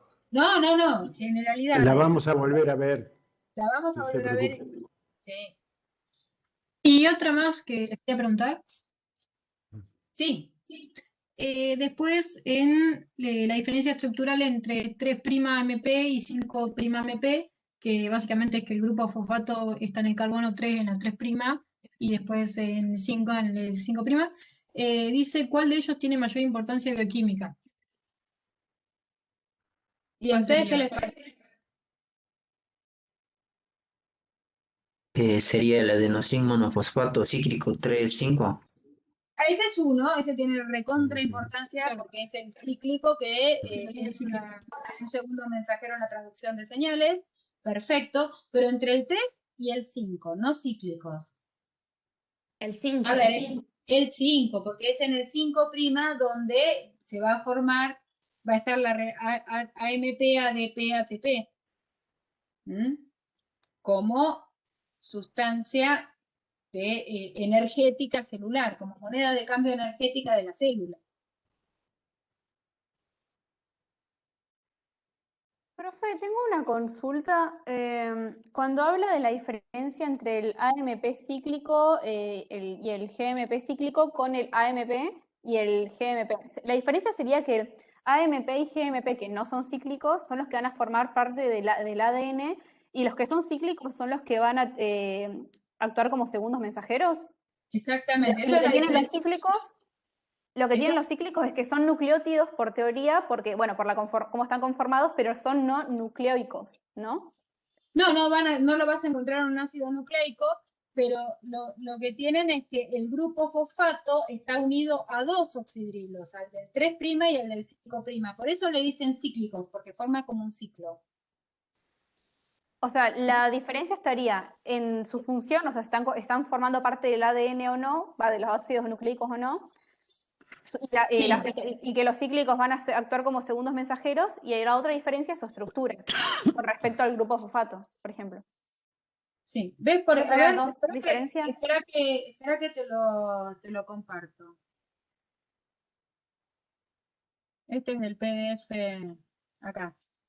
Fíjate que este es el cíclico, fíjate que el AMP cíclico, el fosfato está unido tanto al carbono 5' como al 3'. Y lo mismo que el GMP cíclico. Está unido tanto al 5' como al 3'. En cambio, si vos tenés acá, este sería el AMP común, el 5 monofosfato, y el 3 monofosfato no tiene tanta importancia biológica, pero también existe, ¿no? Sí. Y O acá, sea que la bueno, diferencia está en su función, si son parte de los ácidos nucleicos, ¿no? Y esta estructura que está de cómo se une el grupo fosfato a ellos. claro, y esto es la importancia biológica que tanto el AMP cíclico como el GMP cíclico son segundos mensajeros en los sistemas en algunos sistemas de traducción de señales. Okay. Y ahí que tenemos al grupo fosfato que se une en dos puntos. ¿Ahí serían dos enlaces distintos o seguimos diciendo que es un solo enlace fosfoéster?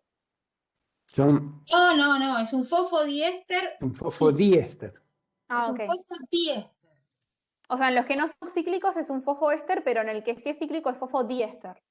Exactamente, lo mismo, el mismo fosfodiéster que pasa en el ácido nucleico, pero está entre dos fosfatos de dos nucleótidos distintos, acá es entre dos oxidrilos de la misma ribosa. Ok, gracias. Dos oxidrilos de dos, perdón. El fosfato está unido a dos oxidrilos de dos nucleótidos distintos. Acá está unido a dos oxidrilos del mismo nucleótido.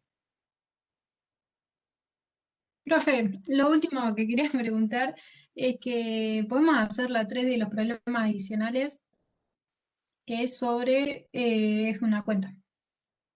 A ver la cuenta. ¿Cuántos extremos reductores habrá en una molécula de glucógeno que 10.000 residuos con una ramificación de cada 10 residuos? O sea, ya te lo digo, te lo calculo mentalmente. 1. Sí, perdón, solo habría uno, ¿verdad?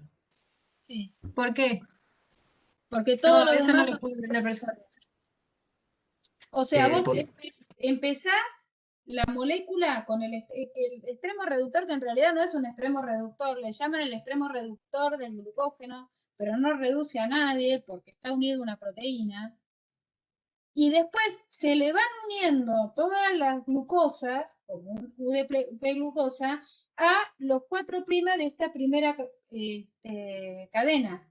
Entonces va a tener 800 ramificaciones y va a tener un extremo no reductor y 500 de los otros no reductores.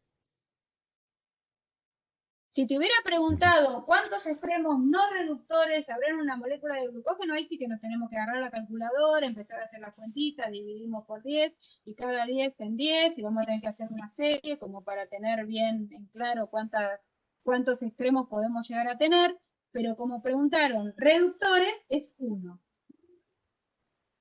Listo, gracias. Medio tramposa esa pregunta. Sí, perdón, una pregunta, por favor. ¿Por qué las triosas no pueden formar hemiacetales o hemicetales? Porque no les da el largo de la cadena. ¿Cómo haces para formar un ciclo con 3? Mm, es a partir de 4, ¿verdad? En adelante que puedo ir formando. Es a partir de 5, digamos, de 4 carbonos y un oxígeno. Ok. Por También, eso, sí. también Empezamos desde la con puranosa y de las hexosas con formas piranosas. Yo tengo una duda. Sí. La diferencia sobre el enlace acetal y cetal, que no me quedó claro de la clase anterior. Bien. Espera que volvemos a compartir. Para que lo busco.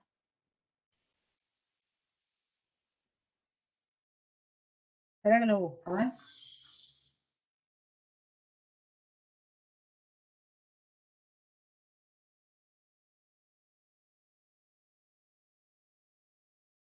Bueno, acá tenés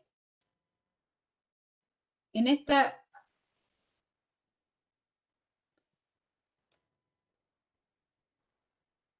Fíjate que cuando vos haces reaccionar un alcohol con un aldehído, se forma un enlace hemiacetálico, que en este caso era el que habíamos visto acá, ¿no? Entre este grupo aldehído y este grupo oxidrilo, el 5-oxidrilo, se forma un enlace hemiacetálico.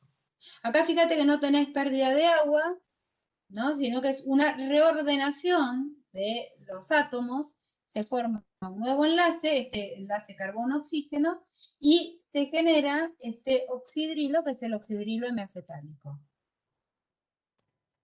Bien, sí. Cuando este oxidrilo hemiacetálico reacciona con otro alcohol,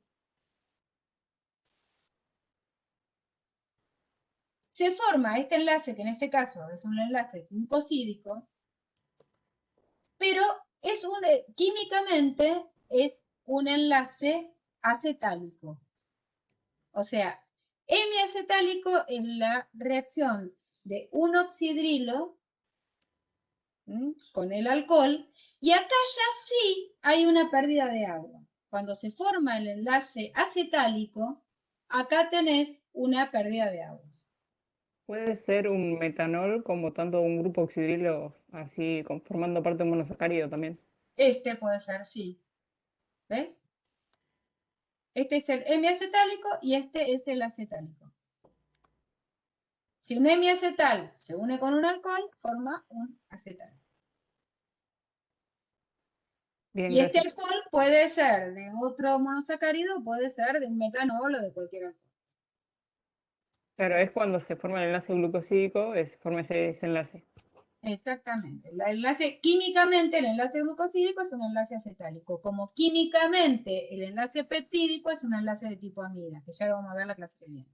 Buenísimo, gracias. Profe, Sí. tengo una duda que me quedó del punto 28. O sea Ahora que que, sí, sí. saco este y pongo el otro. Punto 28. También es más larga esto. Acá. Sobre Describe las una cargas. reacción. Sí. O sea, el único lípido que no tendría carga, o sea que no se habla de carga, es la cardiolipina, ¿o no? No, todos tienen carga. Todos. Todos tienen carga. Lo Y que eso, pasa es que la carga negativa de los fosfatos la tienen todos.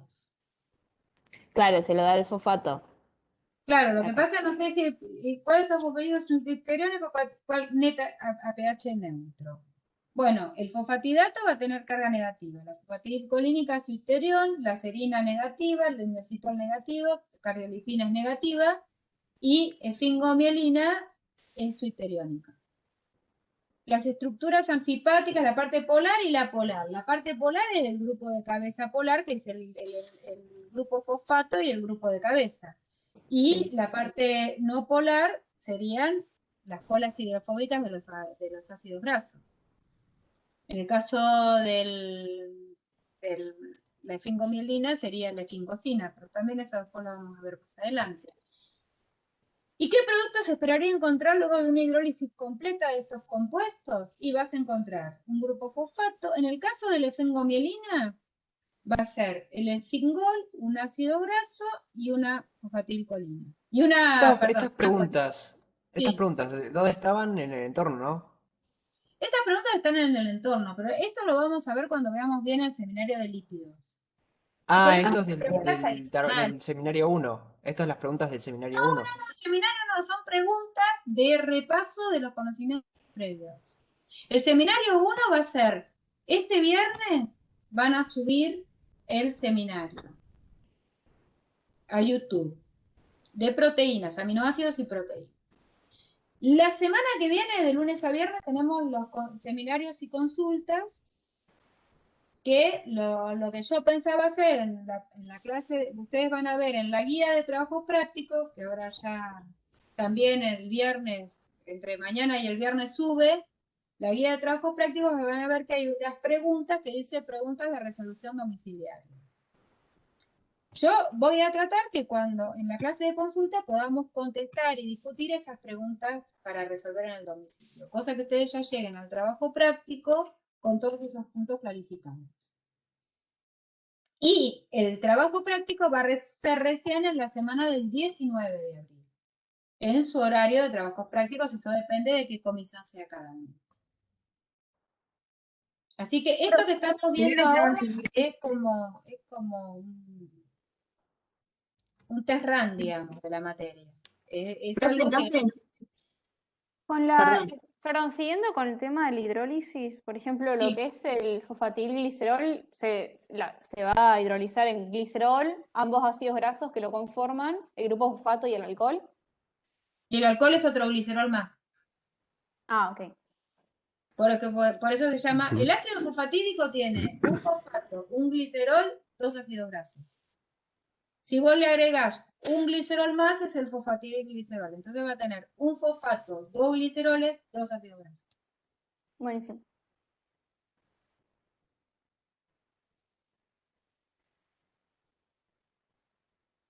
¿Nos podés decir además cómo está haciendo antes de que cambiáramos de tema? ¿Cuál es?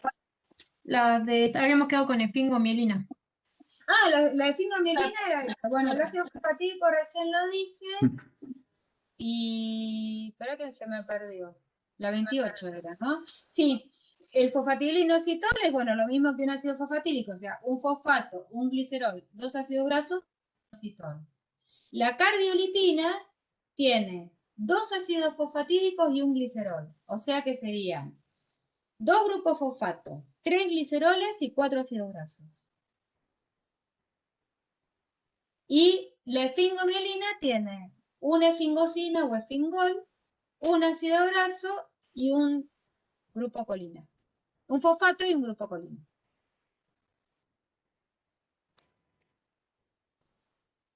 Profe, estos temas después los vamos a profundizar en los respectivos trabajos prácticos y seminarios de cada tema, ¿no? En particular. Claro, exactamente. Eso lo vamos a ir viendo cuando veamos el metabolismo de lípidos. Vamos a ir viendo cómo se sintetizan, las funciones, toda la parte funcional y más metabólica de estos compuestos. Pero por lo menos para que les suenen. Profe, ¿podemos ver el punto 31? Indica cuáles de los siguientes lípidos tendrán tendencia a formar micelias y cuáles formarán bicapas. Acá el que es un experto en estas cosas es el doctor Garda. Y eso depende de cuál es la geometría del fosfolípido. ¿Sí, no? Dale. Sí, como dice Marita, es fundamental la geometría para definir eso, digamos, si tenemos una sustancia anfipática que tiene un grupo polar muy grande y un grupo hidrofóbico muy chiquito, entonces tiene, si ustedes ponen una al lado de otra, eso tiende a formar una micela, porque el grupo hidrofóbico es muy pequeño, entonces se acomoda más a una micela. En cambio, cuando el grupo no polar, el grupo hidrofóbico es un poco más grande, por ejemplo, en los fosfolípidos que tienen dos ácidos grasos, eso ya es como un cono, tiene una forma cilíndrica, digamos, y entonces se adapta mucho mejor a una bicapa. Y hay sustancias, tenemos lípidos que son al revés, que tienen, por ejemplo, ustedes imagínense un gangliósido, no sé si hay algo de los gangliósidos que presentaban.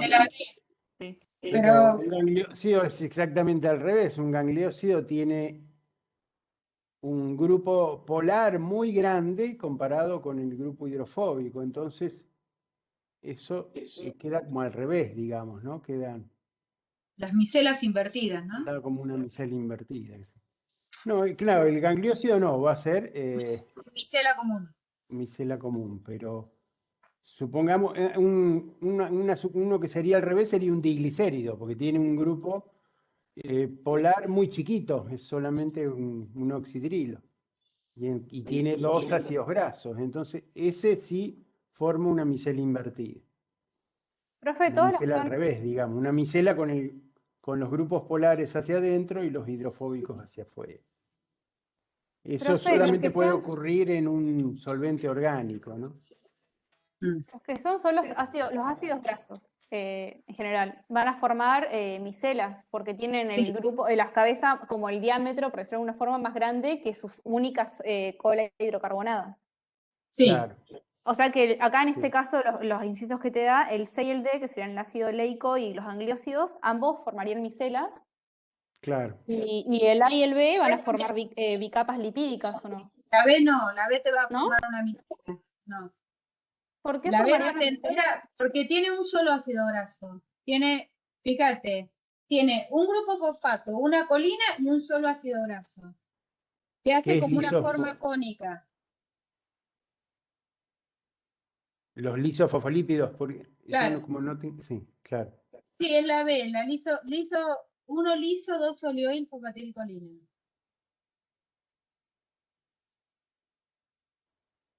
Pero bueno, esto ya les digo, no se compliquen demasiado con esto porque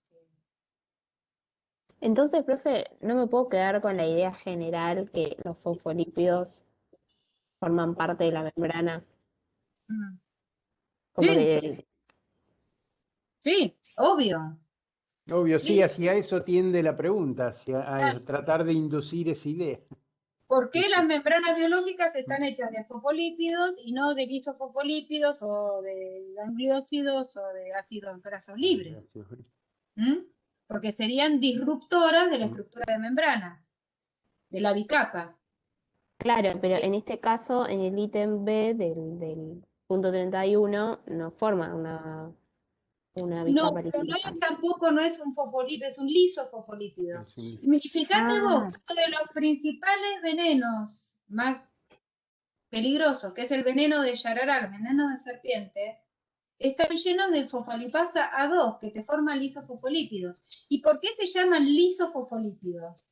Porque lisan a los glóbulos rojos, los hacen bolsa. Son bien disruptores de membrana. O sea que son malos para las membranas, para la estructura de membrana, para la integridad de la bicapa. Alteran la estructura. Claro, exactamente. Bien. ¿Podemos ver el ejercicio 9 de adicionales en relación con esto? De los siguientes compuestos que por sí mismos no forman bicapas pueden ser incorporados en cantidades importantes, hasta un 10%, en una bicapa mixta con fosfatilcolina. ¿Los triacilgliceroles les parece? Más del 10%, no. No Pueden ver, forman micelas, ¿verdad? no, los triglicéridos forman gotas. Ah, perdón. Forman gotas. Puede haber un poco de triglicéridos, sobre todo en retículo endoplásmico y sobre todo en la zona que es la zona de retículo endoplásmico liso, que es la encargada de sintetizar los triglicéridos. Se pueden formar cúmulos adentro, entre las dos bicapas, pero esos son transitorios y es como para originar a la gota de lípido. Pero no se intercalan en las membranas. El colesterol, una Sí, el colesterol sí. con un oxidrilo, sí, el colesterol sí. Es más, el colesterol existe en las membranas y cumple su función de regulador de fluidez en las membranas. Perdón, el colesterol es una molécula anfipática por el OH en el carbono 3, ¿verdad? Sí, exactamente. Ok. Exactamente. Entonces, ¿el colesterol podría estar en más de un 10%? En algunas membranas, sí, en general está entre el 4 y el 10, pero en algunas membranas Pero sí, son ricas, y en algunos sectores de las membranas, en las famosas balsas de lípidos o lipid rafts, tienen hasta un 50% de colesterol. Son lugarcitos, no es que en toda la membrana, pero son microdominios dinámicos de las membranas que son ricas en colesterol y otras cosas. Una pregunta. ¿Le da como más rigidez a la membrana? Sí, dependiendo dónde. sí. O sea, en condiciones fisiológicas, sí. Cuanto más colesterol tenga, más rígida va a ser la membrana. Profe, ¿y qué pasa con los esteres de colesterol? ¿Y cuál es la... ¿Quién me preguntó lo de por qué era anfipático el colesterol? No me preguntó, me lo dijo. Que me dijo, el colesterol es una molécula anfipática porque tiene un oxidrilo en el carbono 3. Si yo ese oxidrilo en el carbono 3, lo esterifico, porque tengo ahí un éster de colesterol. Perdería ¿Seguirá? su solubilidad, porque le está Perdió quitando... anfipaticidad. Soluble no va a ser. Ok. Va a ser soluble en solventes orgánicos, pero en agua. Entonces, ya no es más anfipático. Entonces, ¿lo puedo intercalar en una membrana o me va a pasar lo mismo que con un triglicérido? No se puede meter en la membrana. Me va a pasar lo mismo que con un triglicérido. No lo voy a poder intercalar en la membrana porque me va a faltar la parte polar. ¿Sí? Entonces el colesterol con su H libre se une a un ácido graso de membrana. No, se une a un ácido graso y forma un éster de colesterol. Ok. Y el éster de colesterol no se ubica en membrana, se ubica en las gotas de lípido junto con los triglicéridos. Entendí. Tiene otra localización celular. Y los gangliósidos,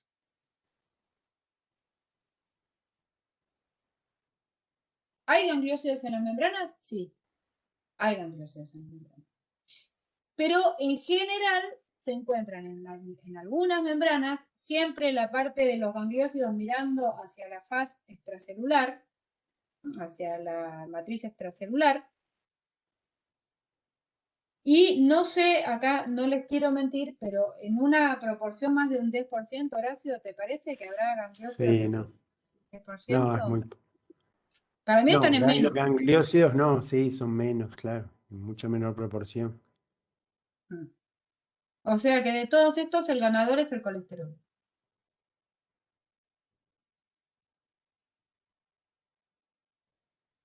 Gracias, profe. Buenísimo, gracias.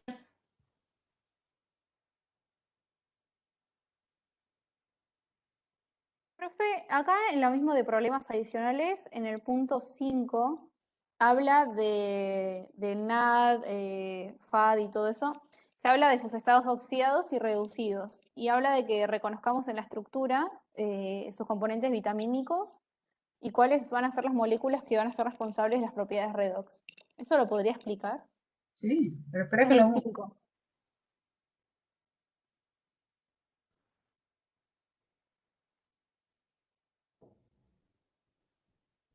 Ah, parece que no lo tengo acá. Espérame un segundo. Que quiero buscar alguna... Quiero buscar alguna figura de NAD y FAD que... A ver acá está. Bueno, te muestro el NAD y el FAD.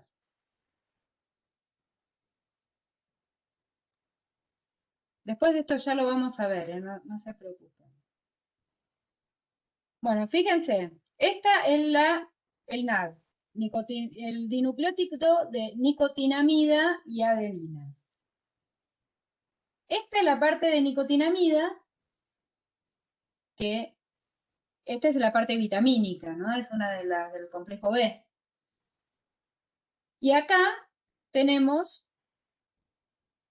¿a quién tenemos acá? Tenemos una adenina, una ribosa y un grupo fosfato. ¿Qué es esto?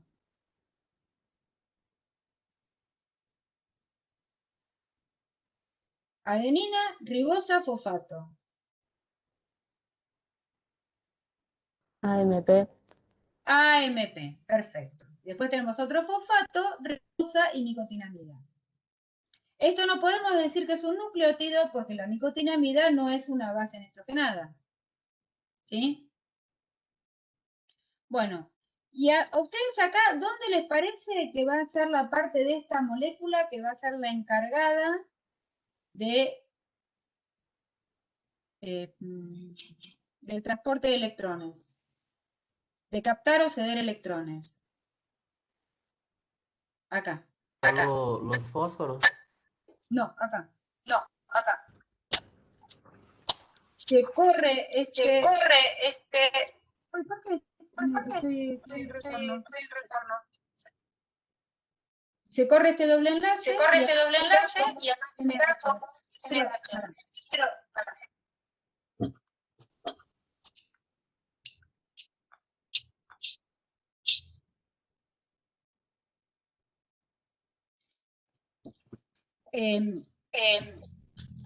No sé qué pasa. No sé qué pasa. Profe, de última, primero que haga la pregunta y después en silencio. Se puede decir. Bueno, pero yo no veo quién es el que tiene. Alguien en la persona tiene el micrófono prendido, se llama Ramón. Claro, eso. Ahí está. Ya lo silencié. Bueno, entonces, acá tenemos el otro. Le decía que acá se corre este doble enlace y queda como NH. Entonces, lo que te va a transportar es un hidrógeno y 2 electrones. En cambio, acá fíjense, el FAD tenemos la riboflavina, acá hay una ribosa, un fosfato y flavina. La flavina es el compuesto vitamínico también del complejo B. Y acá tenemos lo mismo, adenina, ribosa, fosfato, ¿qué es esto? AMP, de nuevo. O sea que tenemos un derivado de un nucleótido y otro que tiene riboflavina, ribosa, fosfato. Fíjense que acá la ribosa está como ribosa lineal, no está como en forma furanosa como está en el NAD. Y acá los electrones los transporta como 2 átomos de hidrógeno, corre esta doble ligadura para aquí, esta para allá, y acá te queda como NH y NH. Entonces, por eso la forma reducida es FADH2. Y acá la forma reducida es NADH más un protón.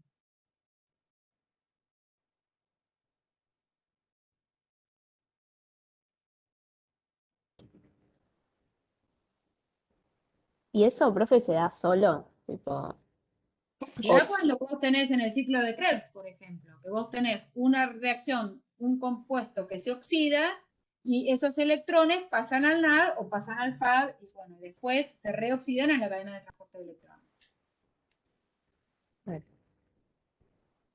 Perdón, no lo entendí bien. O sea, el compuesto vitamínico en NAD sería la nicotinamida y en el Sí. otro la riboflavina. ¿Esos son los compuestos vitamínicos? Sí. ¿Y cuál va a ser el responsable de las propiedades redox? Y la nicotinamida, acá, este nitrógeno de la nicotinamida y estos 2 nitrógenos de la riboflavina. O sea, son los nitrógenos de estas dos compuestos vitamínicos. Pero, o sea, los nitrógenos que intervienen en la unión. En el esos anillo. únicos 2. No, en el anillo. Sí, acá no, acá también. Este también. O sea, ¿van a ser todos los nitrógenos? No, este no. Este de acá no. No importa. Lo que tienen que saber es que en ese compuesto vitamínico, que es la nicotinamida o la flavina, o el anillo este que de la isoloxacina, ahí es donde, en el caso del NAD, va a aceptar 2 electrones y un solo protón, o sea, un hidrogenión, y en el caso de la riboflavina, te va a aceptar 2 átomos de hidrógeno, o sea, 2 electrones y 2 protones.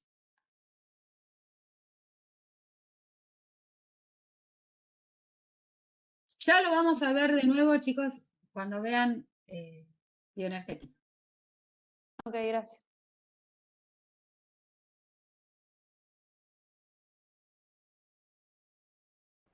profe, pero ¿eso es la tautometría?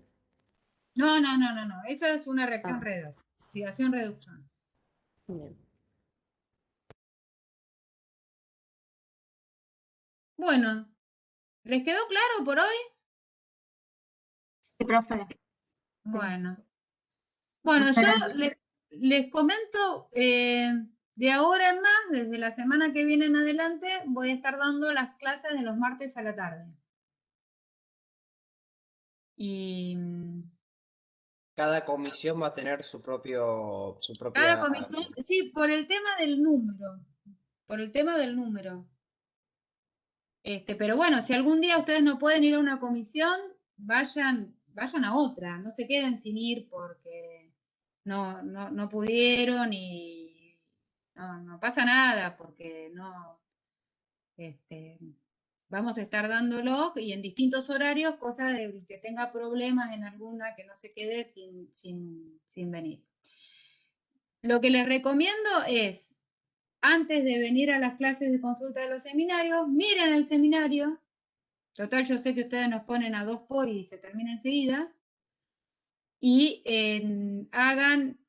traten de ver si pueden contestar las preguntas domiciliarias de la guía.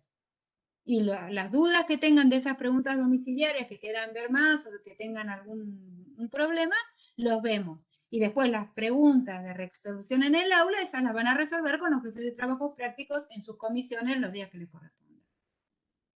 La guía domiciliaria va a estar en los TPs, ¿no? Sí, la guía de la domiciliaria va a subir ahora el viernes junto con el video del...